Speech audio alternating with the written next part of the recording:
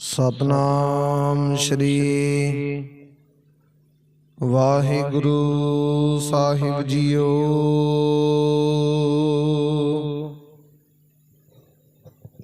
हर किया कथा कहानियाँ गुरमीत सुनाइया।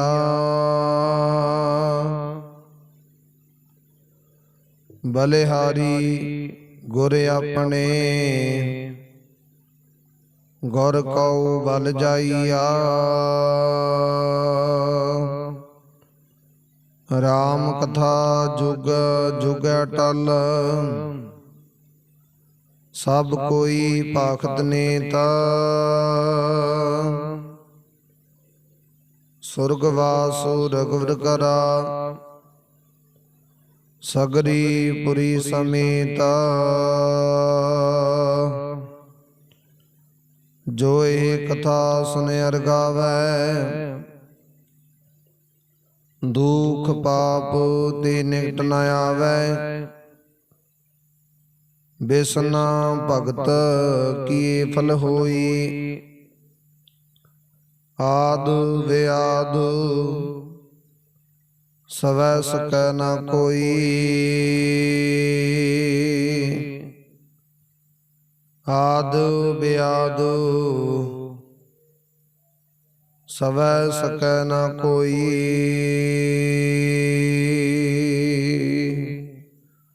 जुगो जुग टल चवर छत्र तखत दे मालक दसां पातशाहियां जी जोत हाजर नाजर श्री गुरु ग्रंथ साहिब महाराज जी दे पावन पवित्र सतगुरां दे सन्मुख हजूरी अंदर जुड़ बैठी गुरु प्यारी। गुरु सवारी गुरु की साजी साज के निवाजी। गुरु का खास रूप खालसा साध संगत जीओ। आओ कुछ समय लई सतगुरु जी दे पावन पवित्र चरण कमलां दे नाल मन विरतियां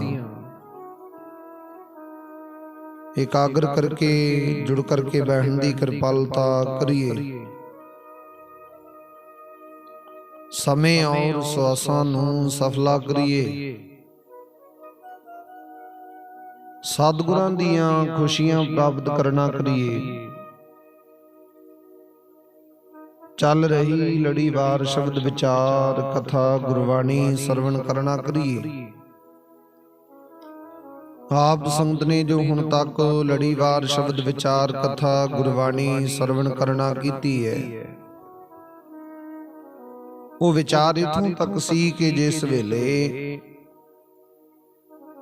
सतगुरु गुरु गोबिंद सिंह महाराज दसम पातशाह कलगीधर गुरु साहिब जी इधर श्री नंदेड़ हजूर साहिब की धरती ते विराजमान है शशोभत है। जिथे के सतगुर दे सन्मुख बहादुर शाह बादशाह भी पहुंचा होया। वो पहुंचिया कि सतगुरु जी तुसी बंदा सिंह बहादुर नूं पंजाब दी धरती ते भेजिया। उन्हें बहुत उजाड़ा कीता। साडी फौज नूं कान कर दिता मिट्टी विच मिला दिता। जिन्नी भी सल्तनत सी सब नूं खत्म कर दिता वजीद खां वर्गियां नूं। तुसी किरपा करके बाबा बंदा सिंह बहादुर जी नूं वरज दिओ रोक दिओ। इदां सतगुरु दे कोल पुकार लैके आया सी ते सतगुरु गुरु गोबिंद सिंह महाराज जी उस वक्त एक इशनान करदे सन। गोदावरी नदी दे उत्ते विराजमान सन सतगुरु जी ते सतगुरु जी दे नाल इदां विचारां चल रहीआं सन। अचनचेत इधर पंजाब दी धरती वल्लों पंज सिख सतगुरु दे कोल गए ने। उन्हां ने जाके सतगुरु गुरु गोबिंद सिंह महाराज दे कोल बाबा बंदा सिंह बहादुर दी शिकायत कीती है। ਸਤਿਗੁਰੂ ਜੀ ਬਾਬਾ ਬੰਦਾ ਸਿੰਘ ਬਹਾਦਰ ਜੀ ਇਦਾਂ ਕਰਕੇ ਪੰਜਾਬ ਦੀ ਧਰਤੀ ਦੇ ਉੱਤੇ ਜਿਵੇਂ ਤੁਸੀਂ ਉਹਨੂੰ ਹੁਕਮ ਕੀਤਾ ਸੀ, ਸੇਵਾ ਲਾਈ ਸੀ, ਉਹਨੇ ਸਾਰੇ ਹੁਕਮ ਪ੍ਰਾਪਤ ਕੀਤੇ ਨੇ। ਸਾਰੀਆਂ ਸੇਵਾਵਾਂ ਬਾਖੂਬੀ ਨਿਭਾਉਣਾ ਕੀਤੀਆਂ। ਪਰ ਕਹਿੰਦੇ ਇਦਾਂ ਦੀ ਵਿਚਾਰ ਚਲਦੇ ਚਲਦੇ ਉਹਨੇ ਜਦੋਂ ਅੰਮ੍ਰਿਤਸਰ ਸਰੋਵਰ ਦੇ ਵਿੱਚ ਇਸ਼ਨਾਨ ਕੀਤਾ, ਉੱਥੇ ਵਿਰਾਜਮਾਨ ਹੋਇਆ, ਉਹਨੇ ਦਰਸ਼ਨ ਦੀਦਾਰੇ ਪ੍ਰਾਪਤ ਕੀਤੇ ਨੇ। ਪਰ ਉਹ ਆਪਣੀ ਮੱਤ ਨੂੰ ਲੈ ਕੇ ਇਦਾਂ ਵਹਿ ਗਿਆ, ਇਦਾਂ ਵਿਚਾਰ ਕਰਨ ਲੱਗਿਆ ਕਿ ਮੈਨੂੰ ਗੁਰਤਾ ਗੱਦੀ ਚਾਹੀਦੀ ਹੈ, ਤੁਸੀਂ ਮੈਨੂੰ ਹੁਣ ਗੁਰੂ ਬਣਾ ਕੇ ਰੱਖੋ, ਗੁਰੂ ਸਮਝੋ ਮੈਨੂੰ। ਇਦਾਂ ਉਹਨੇ ਆਪਣੇ ਆਪ ਦੇ ਵਿੱਚ ਵਿਚਾਰ ਜ਼ਾਹਰ ਕੀਤੀ ਹੈ। ਸਤਿਗੁਰੂ ਜੀ ਸਿੱਖਾਂ ਨੇ ਵੀ ਉਹਦਾ ਬਹੁਤ ਵਿਰੋਧ ਕੀਤਾ ਇਸ ਗੱਲ ਦਾ ਕਿ ਤੂੰ ਗੁਰੂ ਕਿਵੇਂ ਬਣ ਸਕਣਾ, ਤੈਨੂੰ ਅਸੀਂ ਗੁਰੂ ਕਿਵੇਂ ਸਵੀਕਾਰ ਕਰ ਸਕਦੇ ਹਾਂ, ਭਾਵ ਨਹੀਂ। ਸਾਰਿਆਂ ਨੇ ਮਿਲ ਕੇ ਸਲਾਹ ਕੀਤੀ ਉਸ ਦਾ, ਕਹਿੰਦੇ ਉਸੇ ਸਮੇਂ ਅਨਾਦਰ ਕਰ ਦਿੱਤਾ ਗਿਆ। ਸਾਰਿਆਂ ਨੇ ਉਹਦਾ ਸੰਗ ਛੱਡ ਦਿੱਤਾ, ਉਹਦੇ ਨਾਲ ਕਿਸੇ ਦਾ ਮੇਲ ਨਹੀਂ ਰਿਹਾ, ਕਿਉਂਕਿ ਗੁਰੂ ਪੰਥ ਦਾ ਹੋਰ ਹੀ ਆਚਾਰ ਹੈ। ਉਹ 10ਵੇਂ ਗੁਰੂ ਤੋਂ ਬਾਅਦ ਕਿਸੇ ਦੇ ਧਾਰੀ ਗੁਰੂ ਨੂੰ ਗੁਰੂ ਨਹੀਂ ਮੰਨ ਸਕਦੇ। ਕਾਲੇ ਰੰਗ ਦੇ ਕੱਪੜੇ, ਸ਼ਰਾਬ ਦੇ ਮਾਸ ਲਿਆਏ, ਉਹਨਾਂ ਨੂੰ ਵੇਖ ਕੇ ਸਾਰੇ ਆਪਣੇ ਨੱਕ ਦਬਾ ਲਏ, ਭਾਵ ਸਾਰੇ ਨਫ਼ਰਤ ਦੇ ਨਾਲ ਭਰ ਗਏ ਤੇ ਉਹ ਕਿਸੇ ਦੇ ਵੀ ਮਨ ਨੂੰ ਚੰਗੇ ਨਹੀਂ ਲੱਗੇ। ਇਦਾਂ ਦੀ ਵਿਚਾਰ ਕਰਨ ਲੱਗੇ। ਕਹਿੰਦੇ ਇਸ ਪ੍ਰਕਾਰ ਬੋਲ ਕੇ ਵੱਖ ਹੋ ਗਏ ਤੇ ਆਪਣੇ ਆਪਣੇ ਪਿੰਡਾਂ ਵਿੱਚ ਆਰਾਮ ਨਾਲ ਚਲੇ ਗਏ। ਤੇ ਬਾਬਾ ਬੰਦਾ ਸਿੰਘ ਬਹਾਦਰ ਨੇ ਆਪਣੇ ਆਪ ਨੂੰ ਬ੍ਰਹਮਚਾਰੀ ਨਹੀਂ ਰੱਖਿਆ,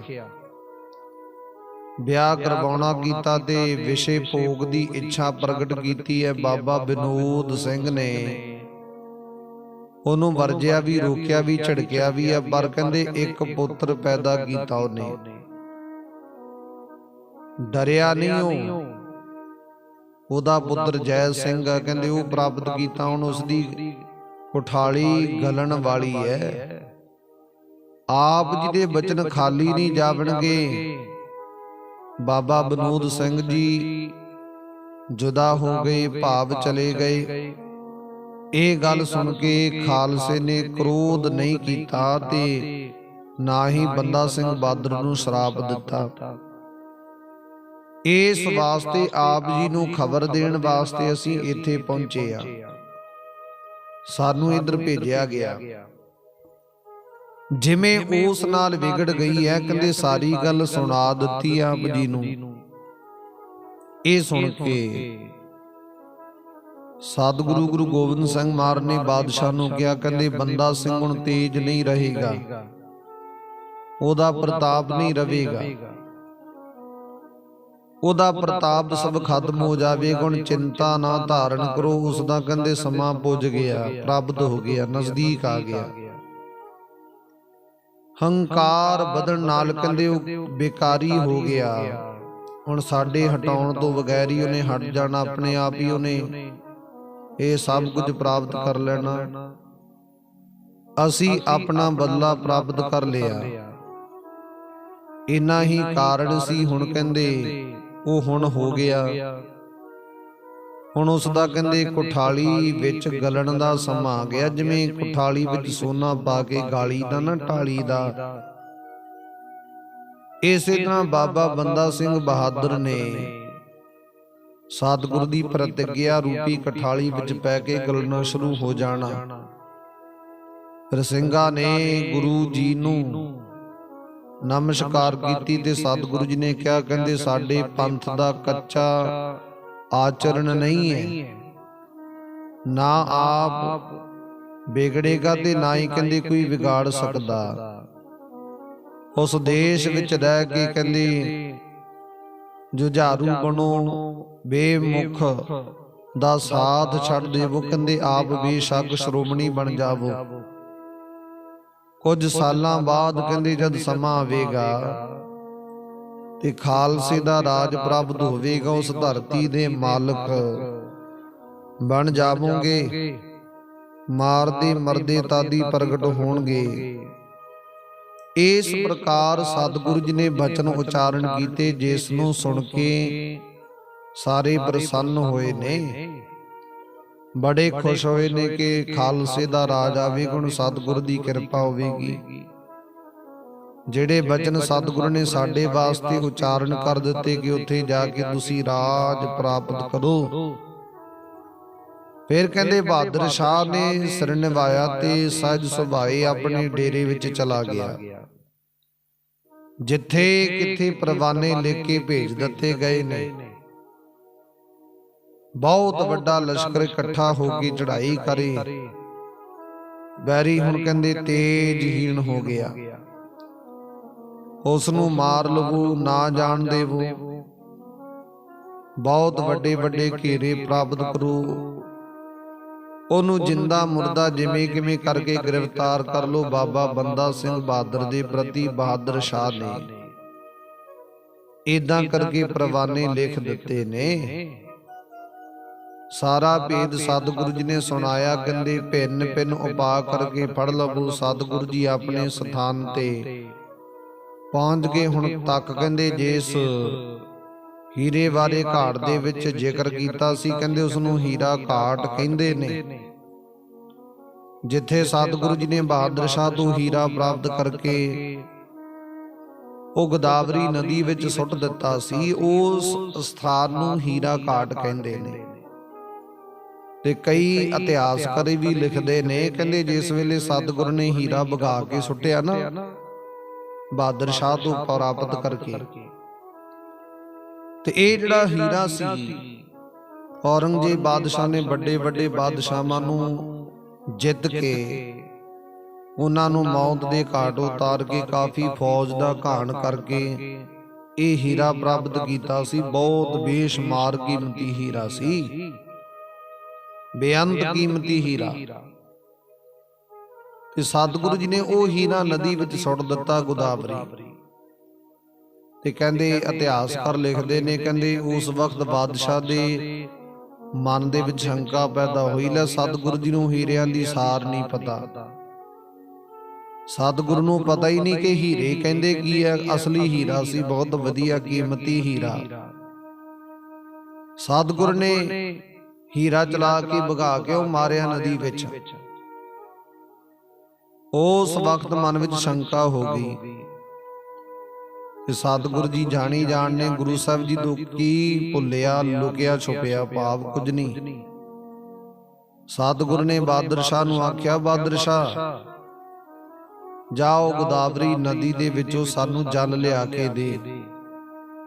ਜਦੋਂ ਗਿਆ ਕਿ ਵੇਖਦਾ ਉਹ ਹੀਰਿਆਂ ਦੇ ਨਾਲ ਗੋਦਾਵਰੀ ਨਦੀ ਥੱਲਿਓਂ ਚਮਕ ਦਮ ਕਰੀ ਬੇਅੰਤ ਬੇਸ਼ੁਮਾਰ ਕੀਮਤੀ ਤੋਂ ਕੀਮਤੀ ਹੀਰੇ ਉਸ ਗੋਦਾਵਰੀ ਨਦੀ ਦੇ ਵਿੱਚ ਪਏ ਨੇ।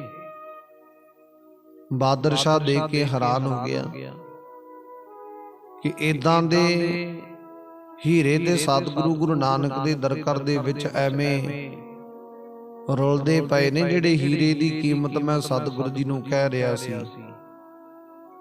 ਉਸ ਵਕਤ ਆ ਕੇ ਸਤਿਗੁਰੂ ਦੇ ਪਾਵਨ ਪਵਿੱਤਰ ਚਰਨ ਕਮਲ ਪਕੜ ਲਏ। ਸਤਿਗੁਰੂ ਜੀ ਬਖਸ਼ ਦਿਓ, ਰਹਿਮਤ ਕਰ ਦਿਓ, ਮੈਂ ਨਿਮਾਣਾ ਨਿਤਾਣਾ ਭੁੱਲਣ ਹਾਰ। ਏਦਾਂ ਸਤਿਗੁਰੂ ਦੇ ਸਨਮੁਖ ਨੇ ਬੇਨਤੀ ਕੀਤੀ। ਹੁਣ ਉਸ ਸਥਾਨ ਦਾ, ਉਸ ਕਿਨਾਰੇ ਦਾ ਨਾਮ ਹੀਰਾ ਘਾਟ ਪਿਆ। ਇਹ ਜਦੋਂ ਸ੍ਰੀ ਨੰਦੇੜ ਸਾਹਿਬ ਹਜੂਰ ਸਾਹਿਬ ਵਿਖੇ ਜਾਂਦੇ ਆ ਨਾ, ਉੱਥੇ ਇਹ ਦਰਸ਼ਨ ਕਰਨ ਨੂੰ ਪ੍ਰਾਪਤ ਹੁੰਦੇ ਨੇ। ਉੱਥੇ ਛੋਟਾ ਜਿਹਾ ਸਥਾਨ ਬਣਿਆ, ਦਰਬਾਰ ਸਾਹਿਬ ਬਣਿਆ, ਜਿਹਦਾ ਨਾਮ ਹੀਰਾ ਘਾਟ ਹੈ। ਸਮਾਂ ਜੁੜਿਆ ਤੇ ਦਰਸ਼ਨ ਕਰਕੇ ਇਸ ਸ਼ੰਕਾ ਨੂੰ ਦੂਰ ਕਰ ਸਕਦੇ ਹੋ। ਤੇ ਸਤਿਗੁਰੂ ਜੀ ਕਿਰਪਾ ਕਰਦੇ, ਕਹਿੰਦੇ ਹੁਣ ਉਸ ਵਕਤ ਉਸ ਸਥਾਨ ਦੇ ਉੱਤੇ ਇਦਾਂ ਸਤਿਗੁਰੂ ਨੇ ਕਿਰਪਾ ਕੀਤੀ, ਉਸੇ ਕਿਨਾਰੇ ਤੇ ਹੀਰਾ ਘਾਟ ਬਣ ਜਾਣਾ ਕੀਤਾ। ਦੇਖਦਿਆਂ ਵੇਖ ਕੇ ਬਾਦਸ਼ਾਹ ਬਹੁਤ ਹੈਰਾਨ ਹੋਇਆ ਹੀਰਾ ਬਹੁਤ ਕੀਮਤੀ ਸੀ, ਪਰ ਕਹਿੰਦੇ ਗੁਰੂ ਜੀ ਨੇ ਉਸ ਨੂੰ ਜਲ ਵਿੱਚ ਸੁੱਟ ਦਿੱਤਾ। ਇਦਾਂ ਦੀ ਵਿਚਾਰ ਕਰਨ ਲੱਗੀ। ਹੁਣ ਬਾਦਸ਼ਾਹ ਨੇ ਕਈ ਦਿਨ ਸਤਿਗੁਰੂ ਜੀ ਦੇ ਪਾਸ ਹੀ ਬਤੀਤ ਕੀਤੇ। ਪੰਜੇ ਸਿੰਘ ਪੰਜਾਬ ਦੇ ਵੱਲ ਚਲੇ ਗਏ ਤੇ ਗੁਰੂ ਜੀ ਦੀ ਕਹੀ ਹੋਈ ਗੱਲ ਨੂੰ, ਸਾਰੀ ਗੱਲ ਨੂੰ ਸੁਣ ਲਿਆ, ਹਿਰਦੇ ਵਿੱਚ ਵਸਾ ਲਿਆ। ਸੁਣ ਕੇ ਖਾਲਸੇ ਦੇ ਚਿੱਤ ਵਿੱਚ ਸ਼ਾਂਤੀ ਪ੍ਰਾਪਤ ਹੋਈ ਹੈ। ਹੁਣ ਇਧਰ ਬਾਬਾ ਬੰਦਾ ਸਿੰਘ ਬਹਾਦਰ ਪਿੱਛੇ ਜਾਣ ਵਾਸਤੇ ਲੱਖਾਂ ਦੀ ਗਿਣਤੀ ਵਿੱਚ ਬਹਾਦਰ ਸ਼ਾਹ ਨੇ ਸੈਨਾ ਇਕੱਠੀ ਕੀਤੀ ਹੈ ਤੇ ਕਰਕੇ ਇਕੱਠੀ ਇਧਰ ਪੰਜਾਬ ਦੀ ਧਰਤੀ ਵੱਲ ਭੇਜਣਾ ਕੀਤੀ ਹੈ ਕਿ ਫਟਾਫਟ ਜਾ ਕੇ ਬੰਦਾ ਸਿੰਘ ਬਹਾਦਰ ਨੂੰ ਪ੍ਰਾਪਤ ਕਰ ਲੋ, ਪਕੜ ਲੋ, ਗ੍ਰਿਫਤਾਰ ਕਰ ਲੋ। ਸਿੰਘ ਉਹਦੇ ਵੱਲੋਂ ਹੁਣ ਹਟ ਗਏ ਨੇ। ਜਿੰਨੀ ਫੌਜ ਜਿੰਨੀ ਇਕੱਤਰ ਕੀਤੀ ਸੀ ਉਹਦੇ ਵਿੱਚੋਂ ਕੁਝ ਕੁ ਫੌਜ ਉਹਦੇ ਕੋਲੇ ਰਹਿ ਗਈ, ਬਾਕੀ ਸਭਨਾਂ ਨੇ ਬੰਦਾ ਸਿੰਘ ਬਹਾਦਰ ਦਾ ਸਾਥ ਛੱਡ ਦਿੱਤਾ। ਸਿੰਘ ਤੇਜ ਬਗੈਰ ਹੋ ਗਿਆ। ਸੂਰਵੀਰ ਵੱਡੀ ਗਿਣਤੀ ਦੇ ਵਿੱਚ ਕਤਲ ਹੋ ਗਏ ਨੇ। ਜੰਗ ਕਰਦੇ ਸਮੇਂ ਕੋਈ ਵੀ ਠਹਿਰ ਨਹੀਂ ਸਕਦਾ। ਕਦੇ ਲੜਦੇ ਸਨ, ਕਦੇ ਭੱਜ ਜਾਂਦੇ ਸਨ। ਹੌਲੀ ਹੌਲੀ ਬੰਦਾ ਸਿੰਘ ਬਹਾਦਰ ਹਾਰਦਾ ਚਲਿਆ ਗਿਆ। ਫਿਰ ਕਹਿੰਦੇ ਪਹਾੜਾਂ ਵਿੱਚ ਜਾ ਕੇ ਇੱਕ ਅਸਥਾਨ ਤੇ, ਗੁਪਤ ਅਸਥਾਨ ਤੇ ਰਹਿਣ ਲੱਗ ਪਿਆ। ਉਸਨੇ ਲੋਹਗੜ੍ਹ ਦਾ ਵੱਡਾ ਕਿਲਾ ਬਣਵਾਇਆ। ਉੱਥੇ ਲੜ ਕੇ ਸ਼ਾਹੀ ਲਸ਼ਕਰਾਂ ਨੂੰ ਰੋਕਦਾ ਸੀ। ਉਸ ਵਿੱਚ ਪ੍ਰਵੇਸ਼ ਕਰਕੇ ਯੁੱਧ ਮਚਾਉਂਦਾ ਸੀ। ਹਜ਼ਾਰਾਂ ਸੂਰਵੀਰ ਸ਼ਹੀਦੀਆਂ ਪ੍ਰਾਪਤ ਕਰਦੇ ਸਨ। ਏਦਾਂ ਦੀ ਵਿਚਾਰ ਹੁੰਦੀ। ਚਾਰੇ ਪਾਸਿਆਂ ਤੋਂ ਘੇਰਾ ਪਿਆ ਸੀ। ਆਉਣ ਜਾਣ ਵਾਸਤੇ ਕੋਈ ਰਾਹ ਨਹੀਂ ਸੀ ਪ੍ਰਾਪਤ ਹੁੰਦਾ। ਇਹ ਪ੍ਰਸੰਗ ਇਸ ਰੀਤੀ ਨਾਲ ਇੰਨਾ ਹੋਇਆ। ਹੁਣ ਗੁਰੂ ਜੀ ਬਾਰੇ ਵਿਚਾਰ ਪ੍ਰਾਪਤ ਕਰ ਲੋ, ਪ੍ਰੀਤ ਧਾਰਨ ਕਰਕੇ ਇਹ ਵਿਚਾਰ ਸਰਵਣ ਕਰਨਾ ਕਰੋ। ਸਰੋਤਿਓ, ਕਵੀ ਸੰਤੋਖ ਸਿੰਘ ਜੀ ਲਿਖਦੇ ਨੇ, ਕਹਿੰਦੇ ਬਾਦਸ਼ਾਹ ਬਹਾਦਰ ਸ਼ਾਹ ਦਾ ਡੇਰਾ ਕਹਿੰਦੇ ਗੁਰੂ ਜੀ ਦੇ ਨੇੜੇ ਹੀ ਸੀ। ਬਾਦਸ਼ਾਹ ਦੇ ਨਾਲ ਹਜ਼ਾਰਾਂ ਛੋਟੇ ਵੱਡੇ ਰਾਜੇ ਸਨ ਤੇ ਸਤਿਗੁਰੂ ਜੀ ਕਈ ਵਾਰ ਸ਼ਿਕਾਰ ਖੇਡਣ ਜਾਂਦੇ। ਉਹ ਇਧਰ ਨਾਂਦੇੜ ਦੀ ਧਰਤੀ ਸ੍ਰੀ ਹਜੂਰ ਸਾਹਿਬ ਵਿਖੇ ਆ ਜਿੱਥੇ ਗੋਦਾਵਰੀ ਨਦੀ ਦਾ ਪਾਰਲਾ ਕਿਨਾਰਾ ਨਾ, ਦੂਜਾ ਪਾਸਾ, ਉਸ ਦਾ ਨਾਮ ਸ਼ਿਕਾਰ ਘਾਟ ਪੈ ਗਿਆ। ਇੱਥੇ ਸਤਿਗੁਰੂ ਜੀ ਸ਼ਿਕਾਰ ਖੇਡਦੇ ਨੇ। ਉਹ ਗੁਰੂ ਜੀ ਦੇ ਸ਼ਿਕਾਰ ਖੇਡਣ ਆਉਣ ਜਾਣ ਦਾ ਮਾਰਗ ਬਣ ਗਿਆ, ਰਸਤਾ ਬਣ ਗਿਆ। ਗੁਰੂ ਜੀ ਜੰਗਲ ਵਿੱਚ ਫਿਰ ਕੇ ਕਹਿੰਦੇ ਬਹੁਤ ਹਿਰਨਾਂ ਨੂੰ ਮਾਰਦੇ ਸਨ, ਉਹਨਾਂ ਨੂੰ ਜੂਨਾਂ ਤੋਂ ਮੁਕਤ ਕਰ ਦਿੰਦੇ ਸਨ। ਗੁਰੂ ਜੀ ਭਲੀ ਪ੍ਰਕਾਰ ਖੱਤਰੀ ਧਰਮ ਦਾ ਨਿਰਵਾਹ ਕਰਦੇ ਸਨ ਤੇ ਗੁਰੂ ਜੀ ਦੇ ਤੀਰਾਂ ਦੀ ਤਾਰੀਫ ਆਪਣੇ ਕੰਨਾਂ ਨਾਲ ਸੁਣ ਕੇ ਕਈ ਸ਼ੈਦ ਮੁਗਲ ਤੇ ਪਠਾਨ ਗੁਰੂ ਜੀ ਦੇ ਦਰਸ਼ਨਾਂ ਵਾਸਤੇ ਆਉਂਦੇ ਸਨ। ਸਤਿਗੁਰ ਦੇ ਤੀਰਾਂ ਦੀ ਬੜੀ ਏਦਾਂ ਦੀ ਮਹਾਨਤਾ ਸੀ। ਜਿੱਧਰ ਸਤਿਗੁਰ ਜੀ ਨਿਸ਼ਾਨਾ ਬਿਨ ਕੇ ਲਾਉਂਦੇ, ਉਹ ਨਿਸ਼ਾਨਾ ਖਾਲੀ ਨਹੀਂ ਸੀ ਜਾਂਦਾ। ਤੁਰੰਤ ਹਿਰਨ ਦੇ, ਹੋਰ ਪਸ਼ੂ ਪੰਛੀਆਂ ਦੇ ਲੱਗਦਾ, ਉਹ ਮੌਤ ਪ੍ਰਾਪਤ ਕਰ ਲੈਂਦੇ, ਮਰ ਕੇ ਜੂਨਾਂ ਤੋਂ ਮੁਕਤ ਹੋ ਜਾਂਦੇ। ਸਤਿਗੁਰ ਦੀ ਕਿਰਪਾ ਰਹਿਮਤ ਹੋ ਜਾਂਦੀ। ਇਦਾਂ ਕਰਕੇ ਸਤਿਗੁਰ ਦੇ ਤੀਰਾਂ ਦੀ ਮਹਿਮਾ ਵਰਣਨ ਕਰਦੇ ਸਨ, ਸਰਵਣ ਕਰਦੇ ਸਨ। ਤੇ ਸਤਿਗੁਰ ਦੇ ਤੀਰ ਨੂੰ ਅੱਗੇ ਕਹਿੰਦੇ ਸੋਨਾ ਲੱਗਿਆ ਹੁੰਦਾ, ਨੋਕ ਨੂੰ। ਸਤਿਗੁਰ ਦੇ ਵੱਡੇ ਵੱਡੇ ਤੀਰ ਨੇ, ਮੋਟੇ ਫਾਲੇ ਵਾਲੇ ਨੇ। ਇਦਾਂ ਦੇ ਸਤਿਗੁਰੂ ਗੁਰੂ ਗੋਬਿੰਦ ਸਿੰਘ ਮਹਾਰਾਜ ਦੇ ਤੀਰ ਹੈ, ਜਿਨ੍ਹਾਂ ਦੀ ਮਹਾਨਤਾ ਬੇਅੰਤ ਹੈ। ਉਹਨਾਂ ਦੀ ਮਹਾਨਤਾ ਕਿਵੇਂ ਵਿਖਿਆਨ ਕਰਕੇ ਵਰਣਨ ਕਰੀਏ। ਭਾਵ ਕਿ ਇਸ ਮਾਸ ਦੀ ਜੀਭਾ ਤੋਂ, ਮਾਸ ਦੇ ਟੁਕੜੇ ਦੀ ਜੀਭਾ ਤੋਂ ਵਰਣਨ ਨਹੀਂ ਕੀਤੀ ਜਾ ਸਕਦੀ।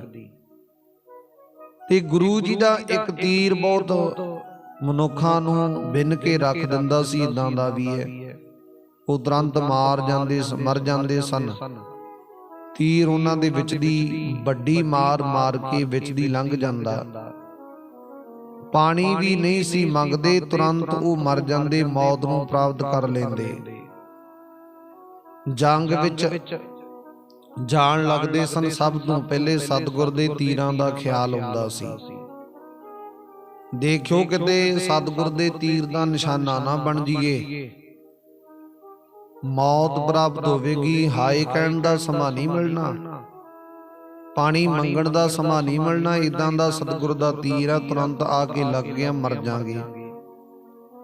ਉਸ ਸਮੇਂ ਉਹ ਚੱਲਦੇ ਦਿਖਾਈ ਦਿੰਦੇ ਸਨ, ਪਰ ਸਤਿਗੁਰ ਜੀ ਬਾਣ ਚਲਾਉਂਦੇ ਹੋਏ ਆਪ ਦਿਖਾਈ ਦਿੰਦੇ ਨਹੀਂ ਸੀ। ਕਹਿੰਦੇ ਇਸ ਕਰਕੇ ਸੂਰਵੀਰ ਆ ਕੇ ਬੇਨਤੀ ਕਰਦੇ ਸਨ, ਸਾਡੇ ਵੇਖਦਿਆਂ ਹੁਣ ਕਹਿੰਦੇ ਇਹ ਤੀਰ ਚਲਾਵੋ, ਸਾਨੂੰ ਤੇ ਪਤਾ ਹੀ ਨਹੀਂ ਲੱਗਦਾ ਕਦੋਂ ਤੁਸੀਂ ਤੀਰ ਚਲਾ ਦਿੰਨੇ ਆ। ਤੁਹਾਡਾ ਤੀਰ ਕਿੱਧਰੋਂ ਆਇਆ, ਕਿੱਧਰ ਮਾਰ ਕਰ ਗਿਆ, ਕੋਈ ਪਤਾ ਨਹੀਂ ਲੱਗਦਾ। ਉਹਨਾਂ ਸੂਰਬੀਰਾਂ ਦੀ ਬੇਨਤੀ ਅਤੇ ਮਰਜ਼ੀ ਜਾਣ ਕੇ ਗੁਰੂ ਜੀ ਨੇ ਧਨੁਖ ਬਾਣ ਨੂੰ ਖਿੱਚ ਕੇ ਤੀਰ ਚਲਾਉਣ ਵਾਸਤੇ ਵਿਚਾਰ ਕੀਤੀ। ਸਤਿਗੁਰ ਨੇ ਵਿਸ਼ਾਲ ਪੱਥੇ ਵਿੱਚੋਂ ਵਿਸ਼ਾਲ ਤੀਰ ਕੱਢਿਆ, ਕੱਢ ਕੇ ਚਿੱਲੇ ਦੇ ਉੱਤੇ ਚਾੜਿਆ, ਬਾਣ ਨੂੰ ਖਿੱਚ ਕੇ ਤੀਰ ਨੂੰ ਛੱਡਿਆ। ਹੱਥ ਵਿੱਚ ਧਨੁਖ ਦੀ ਮੁੱਠੀ ਫੜਨੀ ਤੇ ਚੁਟਕੀ ਨਾਲ 9 ਟੰਕਾਂ ਦੇ ਧਨੁਖ ਨੂੰ ਖਿੱਚਣਾ ਕੀਤਾ। ਫੁਰਤੀ ਨਾਲ ਨਿਸ਼ਾਨਾ ਤੱਕ ਕੇ ਤੀਰ ਨੂੰ ਛੱਡਣਾ ਤੇ ਤੀਰ ਦਾ ਅਚੋਕ ਜਾ ਕੇ ਨਿਸ਼ਾਨੇ ਉੱਪਰ ਵੱਜਣਾ। ਇਸ ਪ੍ਰਕਾਰ ਭਾਰੀ ਧਨੁਖ ਵਿਦਿਆ ਸਾਰੇ ਸੂਰਵੀਰ ਵੇਖ ਕੇ ਰੀਝ ਜਾਂਦੇ ਸਨ। ਤਾਂ ਧੰਨ ਧੰਨ ਸਾਹਿਬ ਸ੍ਰੀ ਗੁਰੂ ਗੋਬਿੰਦ ਸਿੰਘ ਮਹਾਰਾਜ ਜੀ ਨੂੰ ਏਦਾਂ ਕਰਕੇ ਉਹਨਾਂ ਦੀ ਉਪਮਾ ਕਰਦੇ, ਉਹਨਾਂ ਨੂੰ ਧੰਨ ਧੰਨ ਕਹਿੰਦੇ ਸਨ। ਵੰਦਨਾ ਕਰਦੇ ਸਨ, ਆਪਣੇ ਡੇਰਿਆਂ ਵਿੱਚ ਜਾ ਕੇ ਹੋਰਨਾਂ ਨੂੰ ਵੀ ਸੁਣਾਉਂਦੇ ਸਤਿਗੁਰ ਦੇ ਤੀਰਾਂ ਦੀ ਵੱਡੀ ਮਹਾਨਤਾ। ਸਭ ਦੇ ਵਿੱਚ ਗੁਰੂ ਜੀ ਇਸ ਪ੍ਰਕਾਰ ਮਹਿਮਾ ਫੈਲ ਗਈ। ਸਤਿਗੁਰ ਦੇ ਤੀਰ ਇਦਾਂ ਦੇ ਨੇ, ਜਦੋਂ ਚਲਾਉਂਦੇ ਗੁਰੂ ਸਾਹਿਬ ਜੀ ਤੀਰ ਤੇ ਵੱਖਰੀ ਵਿਚਾਰ ਪ੍ਰਾਪਤ ਹੁੰਦੀ ਹੈ। ਬਹੁਤ ਲੋਕ ਵੇਖਦੇ ਸਨ ਤੇ ਕਵੀ ਸੁਣ ਸੁਣ ਕੇ ਕਵਿਤਾਵਾਂ ਬਣਾਉਂਦੇ ਨੇ ਸਤਿਗੁਰ ਦੇ ਤੀਰਾਂ ਤੇ। ਇੱਕ ਦਿਨ ਕਹਿੰਦੇ ਸਤਿਗੁਰ ਜੀ ਗੋਦਾਵਰੀ ਦੇ ਕਿਨਾਰੇ ਬੈਠੇ ਸਨ। ਉਸ ਸਮੇਂ ਉੱਥੇ ਮਨੁੱਖਾਂ ਦੀ ਬਹੁਤ ਵੱਡੀ ਭੀੜ ਲੱਗੀ ਹੋਈ ਸੀ। ਉਸ ਸਮੇਂ ਇੱਕ ਕਹਿੰਦੇ ਸਿੱਖ ਆਇਆ ਤੇ ਉਸਨੇ ਇੱਕ ਨਗੀਨਾ ਭੇਟ ਕੀਤਾ। ਭੇਟ ਕਰਕੇ ਸਤਿਗੁਰ ਦੇ ਚਰਨਾਂ ਵਿੱਚ ਵੰਦਨਾ ਕੀਤੀ ਹੈ ਤੇ ਗੁਰੂ ਜੀ ਨੇ ਨਗੀਨੇ ਨੂੰ ਆਪਣੇ ਹੱਥ ਵਿੱਚ ਲੈ ਕੇ ਵੇਖਿਆ। ਫਿਰ ਸਤਿਗੁਰੂ ਜੀ ਨੇ ਉਹਨਾਂ ਨੂੰ ਗੋਦਾਵਰੀ ਵਿੱਚ ਸੁੱਟ ਦਿੱਤਾ। ਉਹ ਸਿੱਖ ਬਹੁਤ ਹੈਰਾਨ ਹੋਇਆ ਤੇ ਚਿੱਤ ਵਿੱਚ ਸੋਚਣ ਲੱਗਾ, ਲੈ ਸਤਿਗੁਰੂ ਜੀ ਨੇ ਇਸ ਨਗੀਨੇ ਨੂੰ, ਗੁਰੂ ਜੀ ਨੇ ਇਸ ਹੀਰੇ ਦੀ ਕੀਮਤ ਨਹੀਂ ਜਾਣੀ, ਇਹਨੂੰ ਵਿੱਚ ਸੁੱਟ ਦਿੱਤਾ। ਬੜਾ ਮਾਣ ਕੀਤਾ ਉਹਨੇ ਆਪਣੇ ਆਪ ਦੇ ਵਿੱਚ। ਕਹਿੰਦਾ ਮੈਂ ਮਸਾਂ ਸਤਿਗੁਰੂ ਜੀ ਦੇ ਵਾਸਤੇ ਲੈ ਕੇ ਆਇਆ, ਪਿਆਰ ਦੇ ਵਿੱਚ ਲੈ ਕੇ ਆਇਆ, ਸਤਿਗੁਰੂ ਨੇ ਕੀਮਤ ਜਾਣੀ ਨਹੀਂ, ਐਵੇਂ ਸੁੱਟ ਦਿੱਤਾ। ਜਿਵੇਂ ਬਹਾਦਰ ਸ਼ਾਹ ਲੈ ਕੇ ਆਇਆ ਸੀ ਨਾ ਹੀਰਾ, ਇਸੇ ਤਰ੍ਹਾਂ ਇਹ ਸਿੱਖ ਲੈ ਕੇ ਆਇਆ ਤੇ ਸਤਿਗੁਰੂ ਜੀ ਨੇ ਪਰਖਣ ਦੇ ਮਾਰਿਆਂ ਨੇ ਉਹ ਹੀਰਾ ਚੁੱਕ ਕੇ ਗੋਦਾਵਰੀ ਨਦੀ ਵਿੱਚ ਸੁੱਟ ਦਿੱਤਾ।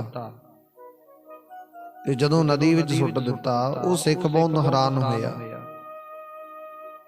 ਚਿੱਤ ਵਿੱਚ ਸੋਚਣ ਲੱਗਾ, ਗੁਰੂ ਜੀ ਨੇ ਇਸ ਹੀਰੇ ਦੀ ਕੀਮਤ ਨਹੀਂ ਜਾਣੀ, ਮਾੜਾ ਜਾਣ ਕੇ ਗੋਦਾਵਰੀ ਵਿੱਚ ਸੁੱਟ ਦਿੱਤਾ। ਹੁਣ ਕਹਿੰਦੇ ਮੇਰਾ ਕੁਝ ਵੀ ਕਹਿਣਾ ਨਹੀਂ ਬਣਦਾ, ਹੁਣ ਸਤਿਗੁਰੂ ਜੀ ਨੂੰ ਮੈਂ ਕੀ ਕਹਾਂ, ਕੀ ਵਿਚਾਰ ਕਰਾਂ। ਇਦਾਂ ਦੀਆਂ ਬੇਅੰਤ ਮਨ ਵਿੱਚ ਗਿਣਤੀਆਂ ਗਿਣਨੀਆਂ ਸ਼ੁਰੂ ਕਰ ਦਿੱਤੀਆਂ ਉਸ ਗੁਰਸਿੱਖ ਨੇ। ਸਤਿਗੁਰ ਦੇ ਪ੍ਰਤੀ ਇਦਾਂ ਦੀ ਮਨ ਵਿੱਚ ਵਿਚਾਰ ਪ੍ਰਗਟ ਕਰ ਲਈ ਹੈ। ਹੁਣ ਇਹਨੂੰ ਇਹ ਨਹੀਂ ਪਤਾ ਕਿ ਸਤਿਗੁਰੂ ਗੁਰੂ ਨਾਨਕ ਦੇ ਦਰਕਾਰ ਦੇ ਵਿੱਚ ਇਦਾਂ ਦੇ ਹੀਰੇ, ਇਦਾਂ ਦੇ ਨਗੀਨੇ ਬੇਅੰਤ ਨੇ, ਜਿਨ੍ਹਾਂ ਦੀ ਕੀਮਤ ਕੋਈ ਨਹੀਂ, ਵੱਡੇ ਵੱਡੇ ਵੱਡ ਮੁੱਲੇ ਨੇ। ਸਤਿਗੁਰ ਦੇ ਦਰ ਕਰ ਦੇ ਵਿੱਚ ਕੀ ਨਹੀਂ ਸਭ ਕੁਝ ਹੈ। ਸਾਚੇ ਸਾਹਿਬਾ ਕਿਆ ਨਹੀਂ ਕਰ ਤੇਰਾ, ਐ ਵਾਹਿਗੁਰੂ ਜੀ ਤੇਰੇ ਘਰ ਦੇ ਵਿੱਚ ਕੀ ਨਹੀਂ ਭਾਵ ਸਭ ਕੁਝ ਹੈ। ਜੇ ਤੇਰੇ ਦਰ ਕਰ ਦੇ ਵਿੱਚ ਨਹੀਂ ਤੇ ਕਿਸੇ ਪ੍ਰਤੀ ਕੋਈ ਊਚ ਨੀਚ ਦੀ ਵਿਚਾਰ ਨਹੀਂ ਹੈ, ਵਰਨਾ ਸਭ ਕੁਝ ਹੈ। ਜੋ ਮੰਗਾਂਗੇ ਉਹ ਪ੍ਰਾਪਤ ਹੋਵੇਗਾ। ਏਦਾਂ ਕਰਕੇ ਉਸ ਗੁਰਸਿੱਖ ਨੇ ਮਨ ਦੇ ਵਿੱਚ ਵਿਚਾਰ ਕਰਨੀ ਸ਼ੁਰੂ ਕਰ ਦਿੱਤੀ। ਤਾਂ ਤੇ ਆਓ ਪਿਆਰੀ ਸੰਗਤ ਜੀਓ, ਕਥਾ ਵਿਚਾਰ ਦਾ ਜੋ ਸਮਾਂ ਸਮਾਪਤ ਹੋ ਚੁੱਕਿਆ। ਰਹਿੰਦੀ ਵਿਚਾਰ ਆਪਾਂ ਕੱਲ ਨੂੰ ਸਰਵਣ ਕਰਾਂਗੇ ਕਿ ਸਤਿਗੁਰ ਜੀ ਨੇ ਇਸ ਗੁਰਸਿੱਖ ਦੀ ਕਿਵੇਂ ਕਰਕੇ ਜਿਹੜੀ ਉਹ ਮਨ ਦੀ ਸ਼ੰਕਾ ਦੂਰ ਕਰਨੀ ਹੈ, ਕਿਵੇਂ ਕਰਕੇ ਉਹਦੇ ਮਨ ਦਾ ਭੁਲੇਖਾ ਦੂਰ ਕਰਨਾ। ਰਹਿੰਦੀ ਵਿਚਾਰ ਆਪਾਂ ਕੱਲ ਨੂੰ ਸਰਵਣ ਕਰਾਂਗੇ। ਆਓ ਅੱਜ ਦੀ ਵਿਚਾਰ ਇਥੋਂ ਤੱਕ ਪ੍ਰਵਾਨ ਕਰਨੀ, ਗੁਰੂ ਚਰਨਾਂ ਦੇ ਵਿੱਚ ਸਮਾਪਤੀ ਕਰਨ ਦਾ ਯਤਨ ਕਰੀਏ। ਸਤਿਗੁਰ ਜੀ ਕਿਰਪਾ ਕਰਦੇ ਨੇ।